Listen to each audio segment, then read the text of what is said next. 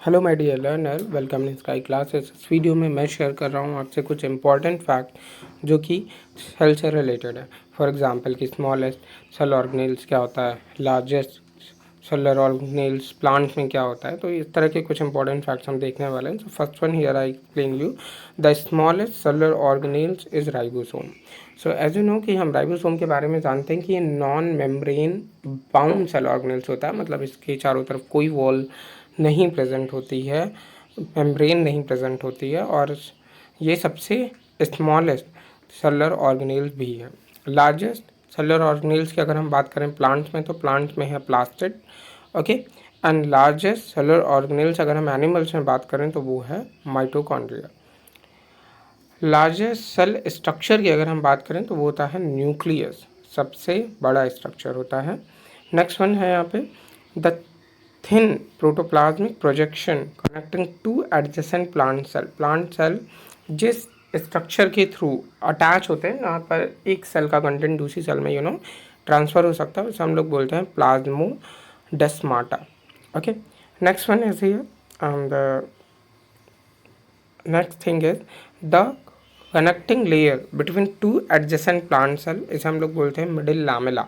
मतलब कि जो दो लेयर्स हैं हमारी एडजेसेंट लेयर प्लांट सेल में प्रेजेंट होती हैं, उनके बीच के कंटेंट को हम बोलते हैं middle lamella. Next one the membrane of vacuoles in plant cell is called tonoplast, okay. तो ऑलमोस्ट हम लोग ये बोलते भी हैं कि टोनिसिटी या फिर हाइपरटोनिक, आइसोटोनिक या हाइपोटोनिक में जो हम लोग टर्म यूज़ करते हैं टोनिक, वो टोटली रिलेटेड होता है यहाँ पे टोनोप्लास्ट से, okay. Next one fact is here mitochondria and plastic can replicate themselves, they both have DNA and ribosome। तो ये खास बात होती है कि हम इन्हें सेमी ऑटोनोमस सेल ऑर्गेनेल भी इसीलिए बोलते हैं बिकॉज ऑफ ये अपनी प्रोटीन खुद ही फॉर्म कर लेते हैं और अपने सारे फंक्शन खुद ही रेगुलेट कर लेते हैं because of they have their own DNA, और मल्टीप्लाई भी खुद ही हो जाते हैं, that's why. Next one is here viruses are neither prokaryote nor eukaryotic because of हम वायरसेस को बोलते हैं ये ए सेलुलर ऑर्गेनिज्म होते हैं, that is why.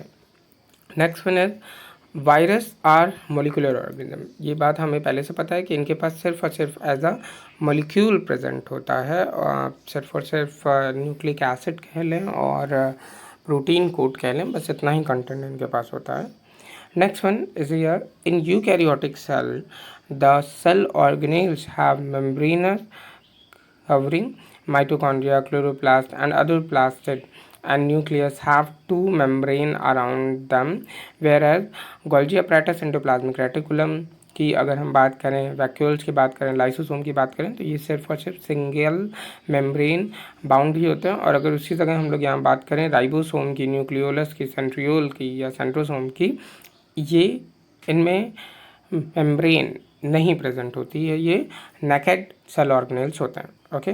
Next one thing in prokaryotic cell DNA is not enclose in a nuclear membrane, और इसी वजह से इसे हम क्या बोलते हैं, न्यूक्लियोइड। तो ऑलमोस्ट ये टर्म पूछा था व्हाट इज़ न्यूक्लियोइड, तो हम लोग बोलते हैं कि जब DNA इंक्लोज ना हो तो हम इसके लिए टर्म यूज़ करते हैं nucleoid. Then and last one fact is here that is in prokaryotic cell ribosomes are present but are of smaller size, that means 70s size का प्रेजेंट होता है। और अगर हम यूकैरियोट की बात करें तो उसमें 70s और 80s दोनों टाइप के राइबोसोम प्रेजेंट होते हैं यूकैरियोट्स में। तो ये कुछ इंपॉर्टेंट फैक्ट थे, hopefully this is helpful for you, thank you.